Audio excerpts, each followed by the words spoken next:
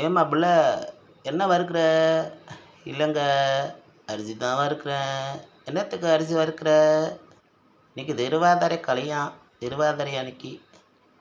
அதனால் திருவாதிரை அன்னைக்கு சிறுவாதிரை களி செய்ய போகிறேன். வாங்க செய்யலாம். அதுக்கு தேவையான பொருட்கள்: 2 அழகு அரிசி, இட்லி அரிசி எடுத்துங்க. நல்லா வானலில் போட்டு வறுத்து எடுத்துங்க.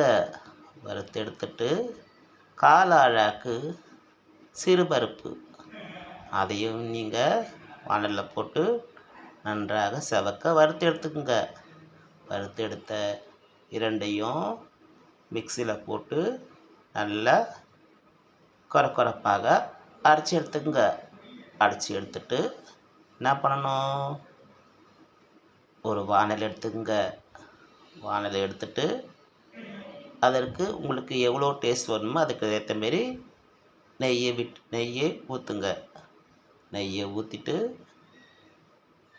நெய் நல்லா காஞ்ச உடனே என்ன பண்ணுறீங்க, அதில் முந்திரி பருப்பு போடுங்க. முந்திரி பருப்பு போட்ட உடனே முந்திரி பருப்பு போட்டு நல்லா சிவக்க வருங்க. நல்லா சிவக்க வறுத்த உடனே என்ன பண்ணணும், சிவக்க வறுத்த உடனே பாருங்கள் முந்திரி பருப்பு போடுறாங்க. போட்டுட்டு நல்லா சிவக்க வறுத்த உடனே ஒரு சொம்பு பச்சை தண்ணியை ஊற்றி நல்லா கொதிக்க விடுங்க. பாருங்கள் முந்திரி நல்லா வறுபடுகிறது. வறுபட்ட உடனே 2 சொம்பு தண்ணி ஊற்றிட்டு நல்லா கொதிக்க விட்ட உடனே 1 அழகு நாட்டு சர்க்கரை போட்டு நல்லா கிண்டி எடுங்க. கொதி வந்த பிறகு அந்த கொதியை சிம்மில் வைத்துட்டு நீங்கள் அரைத்து வைத்த மாவை அதில் கொட்டி நன்றாக கிளறுங்க.